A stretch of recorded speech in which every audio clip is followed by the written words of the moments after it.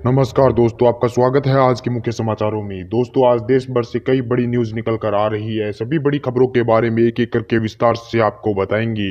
उससे पहले दोस्तों, अगर आप भी देश में निष्पक्ष पत्रकारिता का समर्थन करते हैं तो इस वीडियो को लाइक कर दें। साथ ही हमारे चैनल को सब्सक्राइब करके बेल आइकन को जरूर दबा दें, जिससे देश में निष्पक्ष पत्रकारिता करने वाले पत्रकारों का मनोबल बढ़े तथा वे ज़्यादा से ज़्यादा निष्पक्ष पत्रकारिता कर सके और साथ ही आम गरीब जनता की आवाज़ उठा सके। दोस्तों, अब बात करते हैं आज की सभी बड़ी खबरों के बारे में एक एक करके विस्तार से।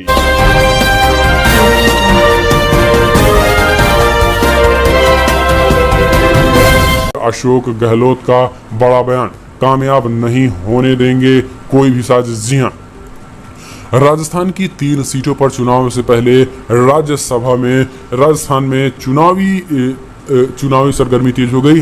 कांग्रेस ने अपने विधायकों को बुधवार से ही जयपुर के होटल में ठहराया है। उन्हें डर है कि उनके विधायक भारतीय जनता पार्टी के संपर्क में न आ जाएं। दूसरी ओर बीजेपी का कहना है कि राजस्थान सरकार में असुरक्षा की भावना है, इसलिए विधायकों को घेर कर रखा गया है। लेकिन आपको बता दें कि सचिन पायलट ने भी साफ उन भाजपाइयों को खुली चेतावनी दी है। उन्होंने कहा है कि आज हमारे सरकार को ये बात सच है कि अस्थिर करने की कोशिश की जा रही है। भारतीय जनता पार्टी आज पीएम केयर फंड का जो पैसा बड़े पैमाने पर जमा हुआ है, वो सारे के सारे पैसे विधायकों को खरीदने में लगाए जा रहे हैं। इसलिए हमारी मांग है एसीबी से कि इसकी तत्काल जांच कराई जाए और इसी को लेकर उन्होंने एहतियातन अपने विधायकों को खास करके रिजॉर्ट में भेज दिए गए हैं और इसी को लेकर अब बीजेपी के मंसूबों पर पूरी तरीके से पानी फिर गया है। लेकिन इस तरीके से विधायकों को खरीदना अपने आप में देश की जनता को भी सोचना और समझना चाहिए। जहां एक तरफ लोग भूख से मर रहे हैं तो वहीं बीजेपी 30 से 35 करोड़ रुपए में विधायकों को खरीद रही है।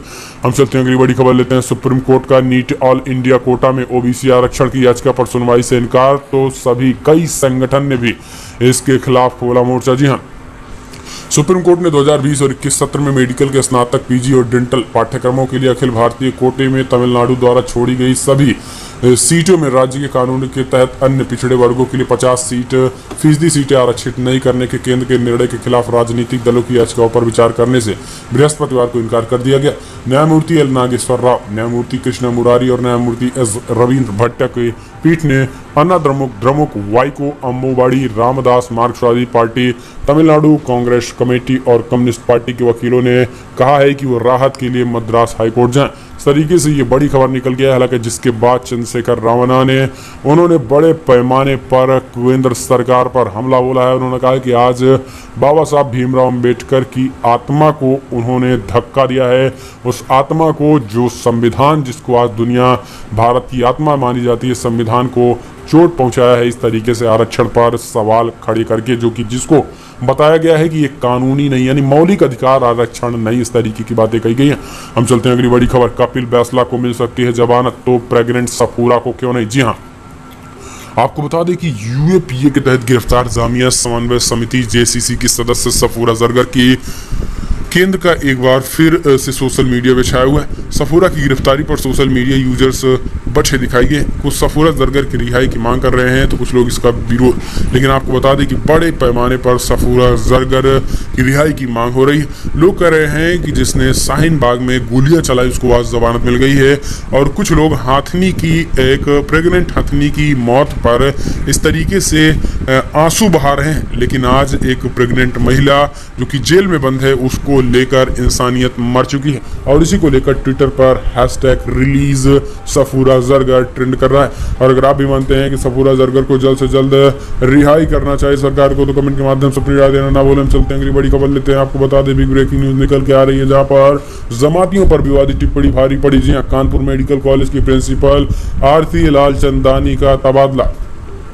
गणेश शंकर विद्यार्थी मेडिकल कॉलेज की प्रिंसिपल प्रोफेसर आरती लालचंदानी का बुधवार देर रात तबादला महानिदेशक चिकित्सा शिक्षा कार्यालय से संबंधित कर दिया गया।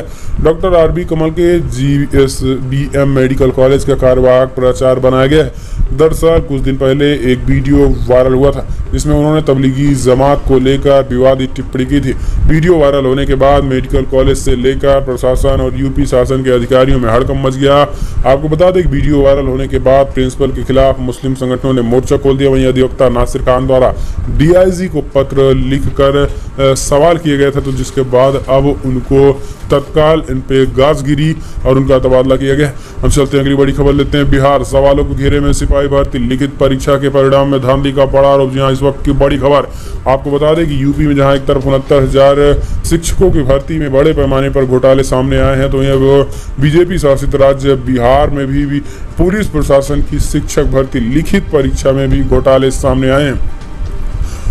परीक्षा में शामिल अभ्यर्थियों ने केंद्रीय चयन परिषद द्वारा परीक्षा ली गई परीक्षार्थियों के नतीजे पर सवाल खड़े कर दिए हैं। गुरुवार को राज्य के विभिन्न जिलों से पटना आए अभ्यर्थियों ने एक बैठक की और गड़बड़ी को लेकर अपने दावों के पक्ष में कथित तौर पर कई सबूत पेश किए। अभ्यर्थियों ने परिणाम में धांधली होने का आरोप लगाया है। अभ्यर्थियों की माने तो 2 चरणों में परीक्षा आयोजित की गई है, जिसका आंसर शीट पहले ही वायरल हो गया। बार बार केंद्रीय चयन परिषद को इस बाबत ध्यान दिलाने के बावजूद किसी तरह का कोई एक्शन नहीं लिया गया। हम चलते हैं अगली बड़ी खबर लेते हैं। बिग ब्रेकिंग निकल के आ रही है। गुजरात और बंगाल पर रामचंद्र गुहा ने बड़ी कड़ी टिप्पणी की है। बौखला गए हैं गुजराती सीएम। जी हाँ, आपको बता दें कि देश कोरोना के संकट में, लेकिन इस बीच आपको बता दें कि बड़ी खबर निकल के आ रही है, जहां पर गुजरात के लेकर इतिहासकार रामचंद्र गुहा ने टिप्पणी की है। आपको बता दें कि इतिहासकार रामचंद्र गुहा ने कहा है कि गुजरात के विदेशी लेखक के हवाले से एक टिप्पणी की है, जिसमें उन्होंने स्पष्ट तरीके से ये बातें कही है कि गुजरात हालांकि आर्थिक रूप से काफ़ी आगे है, लेकिन सांस्कृतिक रूप से एक पिछड़ा राज्य है। इसके विपरीत बंगाल आर्थिक रूप से काफ़ी कमज़ोर है, लेकिन सांस्कृतिक रूप से काफ़ी उन्नत है। रामचंद्र गुहा की इस ट्वीट पर गुजरात के सीएम विजय रूपाणी ने न सिर्फ आपत्ति जताई, बल्कि उन्होंने गुहा को फूट डालने की बात कही गई है। लेकिन इस बीच रामचंद्र गुहा ने सीधा हमला बोला है, जो अपने आप को हर तरीके से सांस्कृतिक कार्यक्रमों में आगे रहने की बात कहते हैं।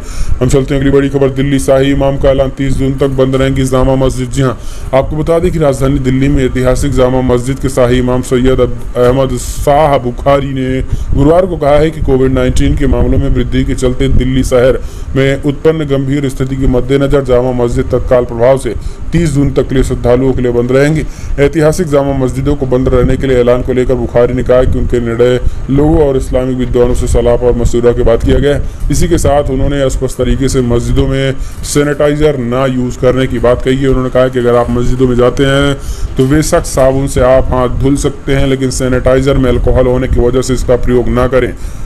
हम चलते हैं अगली बड़ी खबर। NIRF। जी हाँ, आपको बता दें कि शैक्षणिक संस्थानों के निजीकरण का विरोध किया जाना चाहिए। आईसी घोष का केंद्र सरकार पर हमला।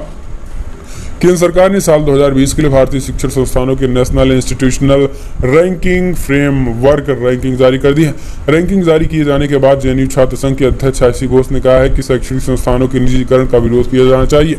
जवाहरलाल नेहरू यूनिवर्सिटी छात्र संघ के अध्यक्ष आईसी घोष ने कहा है कि जेएनयू, जामिया, BHU, ICSC के नाम पर इस बात की पुष्टि करते हैं कि सार्वजनिक शिक्षा ऐसी चीज़ है जिसमें हमें बचाने की ज़रूरत है। शैक्षणिक संस्थानों का निजीकरण एक ऐसी चीज़ है जिसे हमें विरोध करना होगा, लेकिन मोदी सरकार इसको पूरी तरीके से प्राइवेटाइजेशन कर देगी। इसलिए आज अगर छात्र नहीं बोला तो आने वाले समय में वो फीस भरते भरते ही मर जाएगा।